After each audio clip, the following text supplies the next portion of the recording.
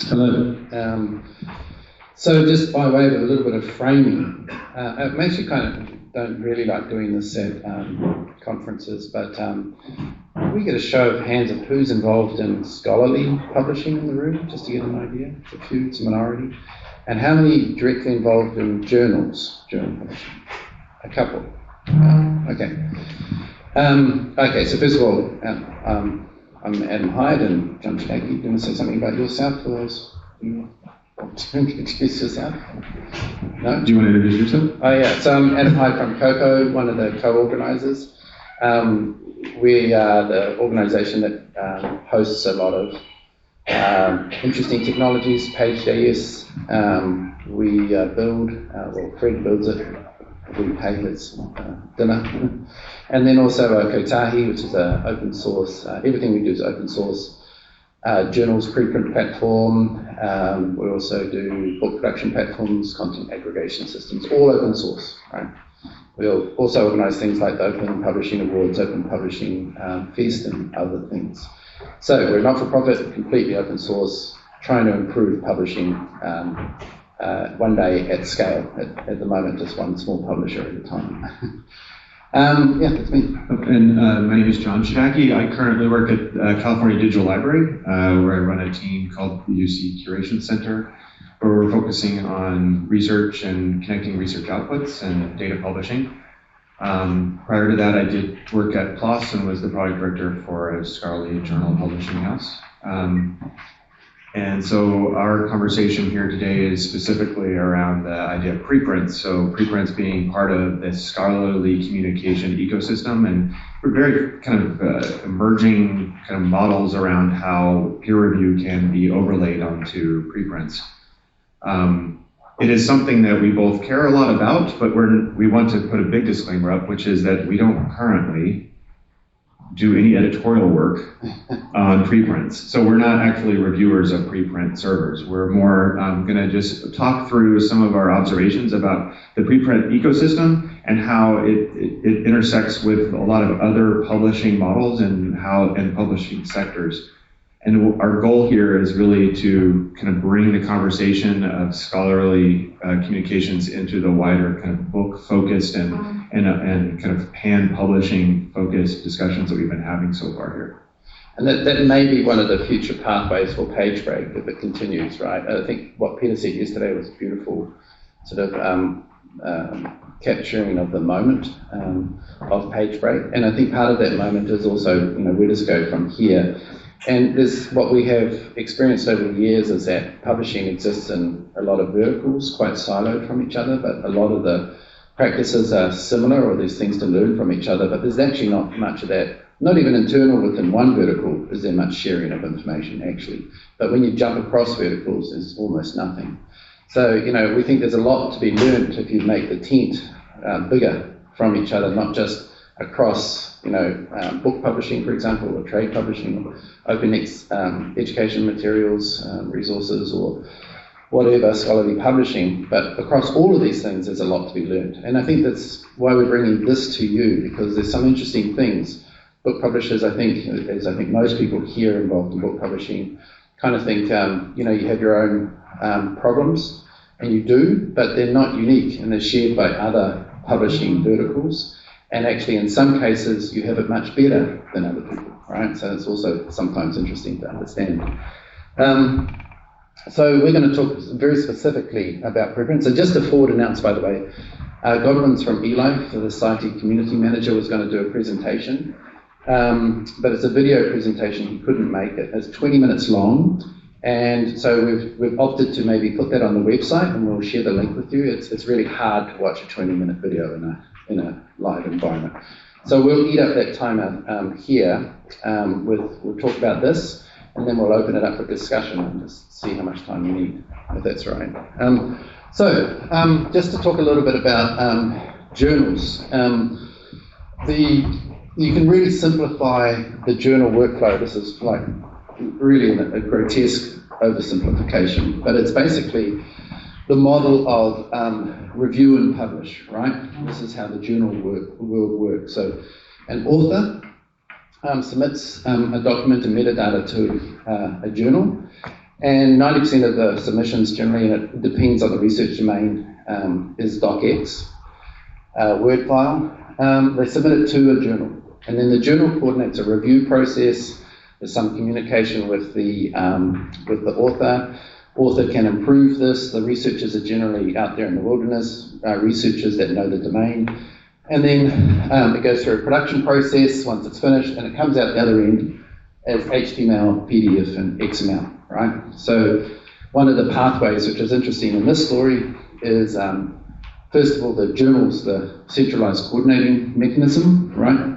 And then we're dealing with docx largely in these outputs, right? We all, I think, understand some of the problems of getting from A to B when it comes to getting from docx, for example, to print-ready PDF, right?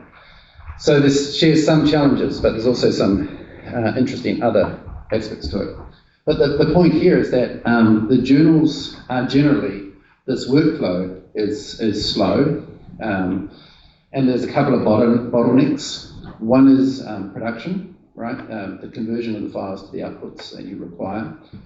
And there are publishing services vendors that can deal with this, and sometimes the journals do it themselves. So it's either outsourced or done internally. And then it's expensive. Oh, sorry, the other bottleneck is reviewer finding and chasing, right? To find the reviewers in the right domain, this really costs a lot of time and effort. And then the reading is often, but that's not true for open access, of course, but paywall, right? The subscription model, right? So this is kind of the majority model for journal publishing in a nutshell. You could also just replace that with some as also open access, right? But it's all going open access, it seems. Looks like open access is possibly one, but it's still going to take a while, right, to get 100% open access or 90% or whatever. So you could call this model, this typical journal model, the review publish model, right? So you ingest the documents, you review them, process them, and then you publish them. So one of the things that researchers really don't like about this is that it's slow and it's expensive and it's behind paywall, right? All of those things that journals are, right? So there has been this sort of evolution of this thing called a preprint, which you may or may not have heard of.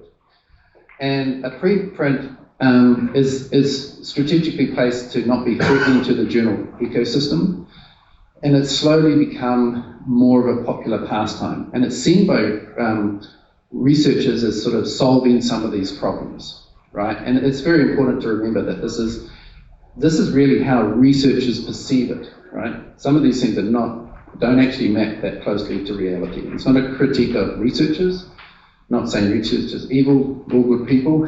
It's just that they don't necessarily understand some of the mechanisms of what journals do, right? And again, I'm not defending journals either, right? Just sort of trying to outlay this. So the preprints, and it means, by preprint, it's an old print world term. It means, before it's published, right? It's a preprint process. So what happens here is that it swaps the model around, right? And it starts off with the author just submits a PDF, right? So it's the first interesting thing that diverges from the journal model. They submit a PDF and metadata to a server, right? It's not a publisher. They're very specifically called preprint servers, as if it's like somewhere like Dropbox. That's kind of what it's trying to evoke, right? It's not a publisher. It's not threatening to the publisher model. It's not trying to be a publisher. It's a technical mechanism that relays information from one point to the other. And this is known as a preprint. And a preprint server is where you find these things. And a preprint server is a website and you download and upload stuff like this, right?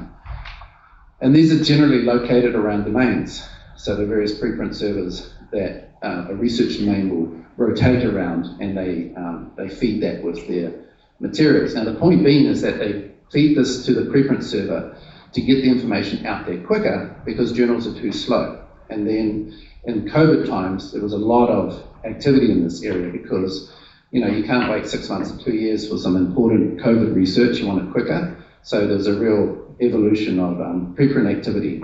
And one of the concerns there, which I'll talk about next, was then how do you sort good research from bad research, right? Because you just have this sort of swamp of data, and what journals are good at, one of the evaluators of journals, some would say not necessarily always good at, but is actually validating research, right?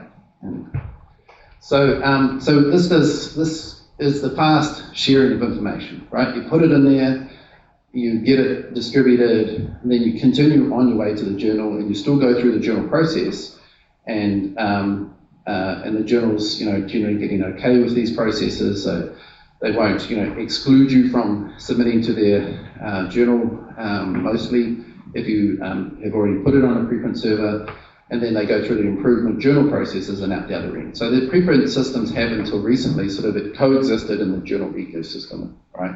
They're still there, but they're non-threatening, and it's a way of solving the slowness of sharing of information.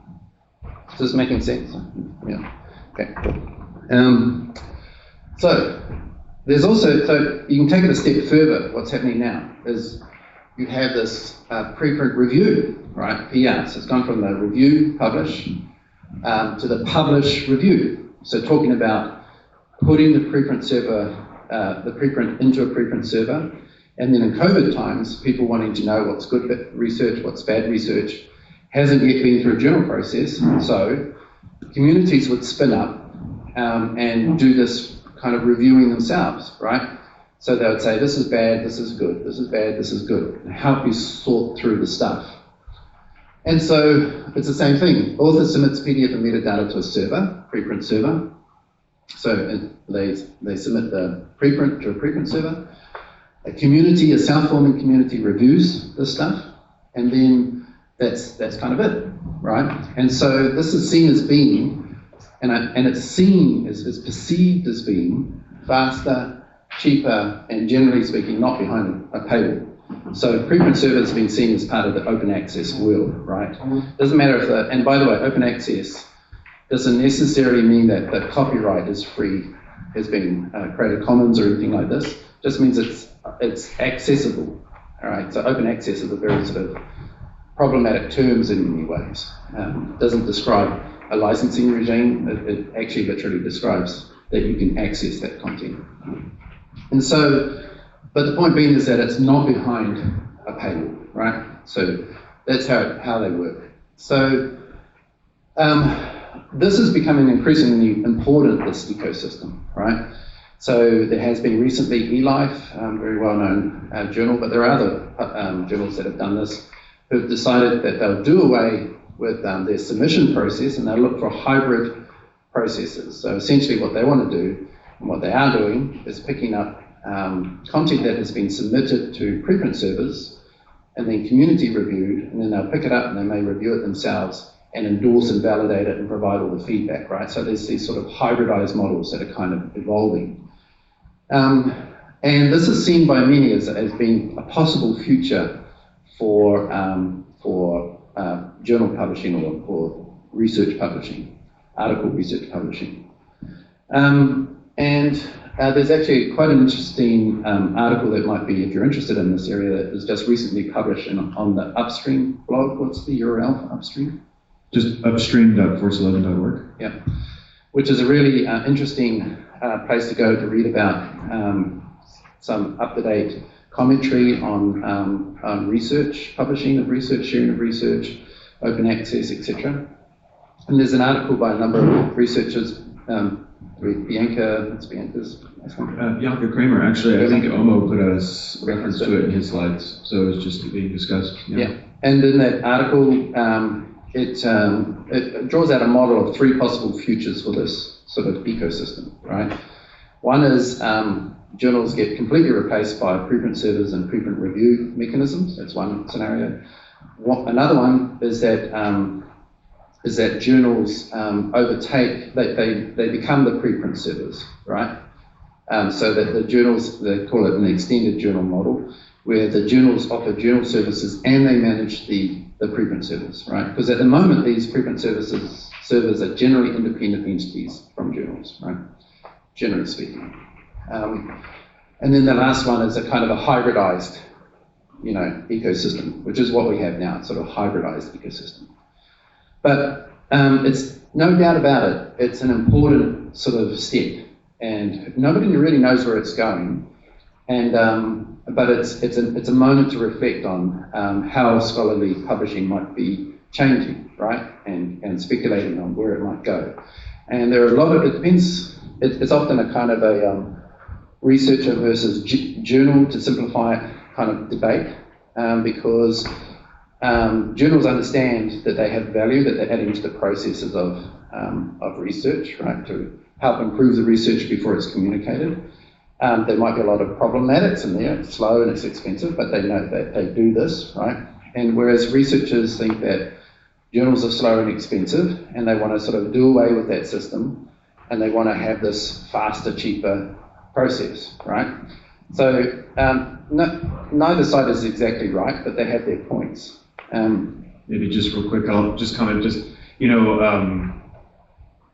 the framing that, just to go back to the point of this conversation, is that the framing, you can start to hear some of the same complications and considerations that have been going on in the print world and the book world for a while as well, right? This idea of like publishers being too slow, self-publishing as the future, what is the value of distribution channels, and these types of things start to get into what is the point of editorial workflows, like what does it mean to do production. These are all in many ways very similar conversations to every other publishing sector, and just want to make sure we're all like kind of hearing some of these code words and really seeing exactly all these connections. Yeah, and even right down to typesetting, like HTML typesetting, like why are we worrying about widows and orphans? But we have to, There is these similar battles and preprints. Preprints are basically being printed from Microsoft Word or a LaTeX system, undesigned and put into the preprint servers, and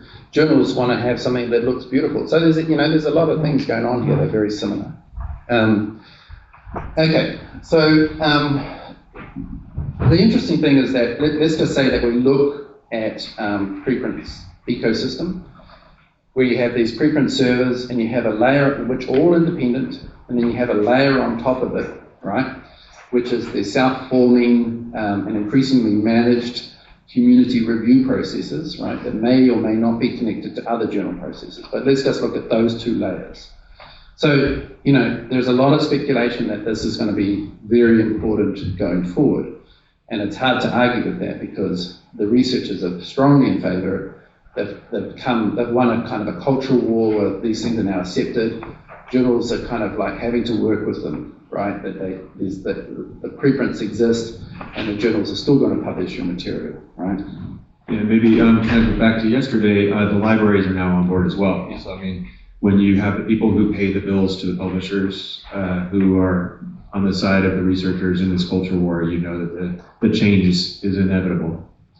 And so it does really serve to just look at what this future, what are the challenges that this ecosystem, just thinking about the preprint servers layer and the self-forming community layer, right? So let's say that is important, okay? It is important now, but we don't know how important it is going to be in the future, but it looks like it's going to play some sort of role. If that's the case, then what are the challenges that these two layers face, right? And this is some of the stuff that Coco has been working with particularly recently, because we have a journal system, open source, called Chodacki. I know you mentioned it. And we do a lot of participatory co-design of workflows and then building the technology on top of it. And we've been working a lot with these preprint review communities and really getting an inside kind of look in how they're thinking and the internal cultures, right? And it's been really, really fascinating. And as well as that, having to build these Chodacki and integrate them with these preprint servers, right? So Chodacki enables the reviewing of this stuff and it has to integrate with this ecosystem. So it's kind of fascinating. And so there are some obvious things that have been thrown up, right, which are challenges. And it's not to say that they're roadblocks that are going to stop things, but they are things that kind of have to be considered, and in my opinion, are really under-discussed. Right, completely, like there's a revolutionary spirit. And that might be enough, right? Sometimes you have to break infrastructure with just passion and stubbornness, and then rebuild it up again. Sometimes because the publishing industry, like you know it, we've had lots of discussions about book publishing not moving forward very fast. Same with scholarly publishing, right, of articles.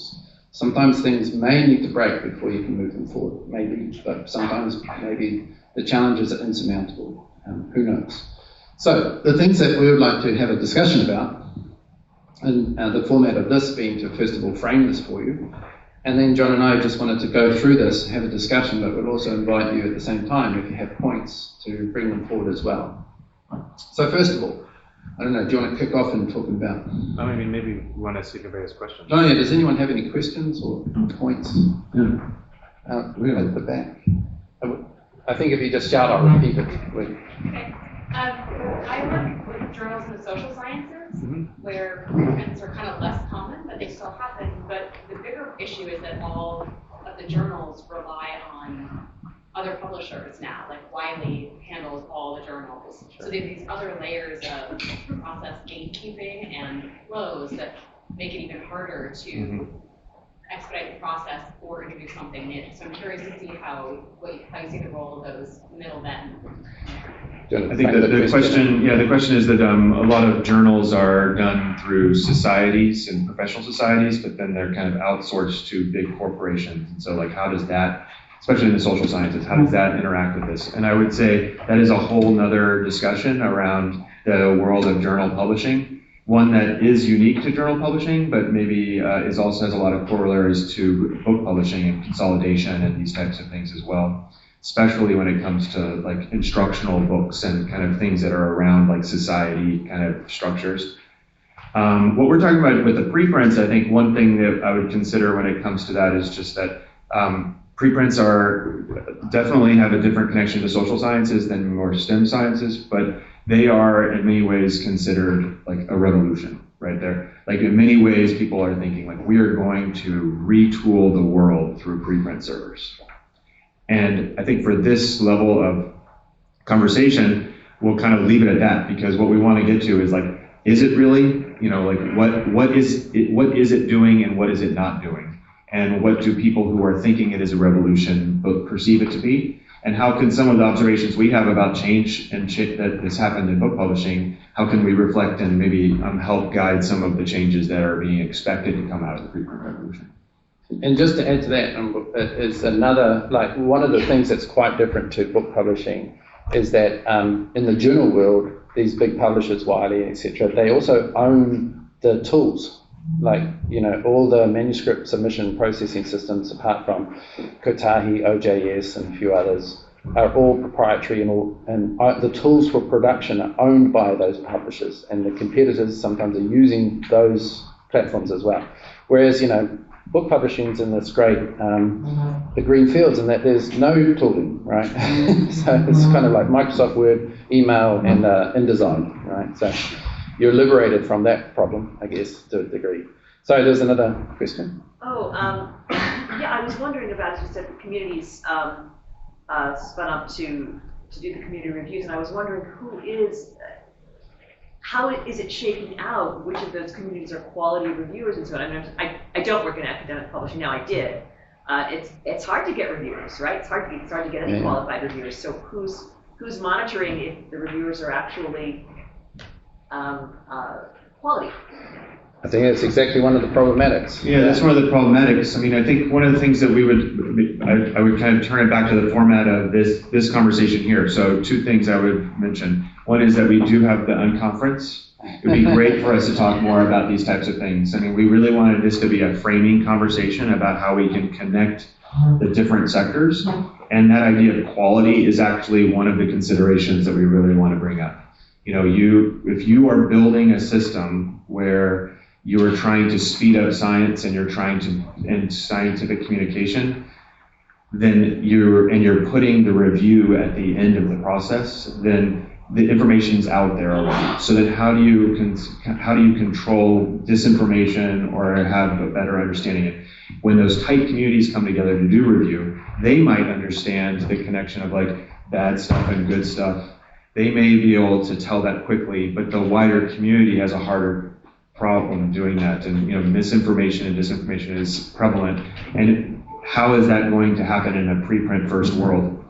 Those types of conversations would be great as unconference sessions, and we would love to be involved in those. It'd be great if you're interested in those to pitch them, and we will definitely be there to help.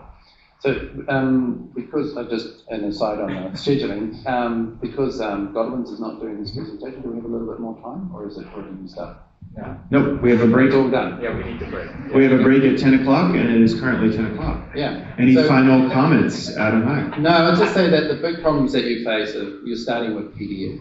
It's, so you're ending with PDF, and that's a problem. Imagine starting with PDF. The ecosystem is unmanaged, it's completely disparate, and no standardization, including inter-platform communication protocols. These communities are getting more managed, the self-forming review communities, and they're starting to look exactly like journals. So the overhead is starting to climb, including the cost, and then who's paying for it. So this perception that the sector is cheaper and faster is starting, exists, but the reality is really starting to change.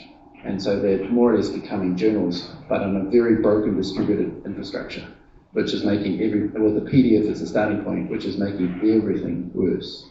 So it's not to say that there's no there, but just to say that these are the major problems. And if you think of any of these 4 things or other things, and you think in your head, wow, I've seen that before in some other sector of publishing, write it down on a Post-it and put it on that unconference thing over there, and we'll talk about it later. Thank you.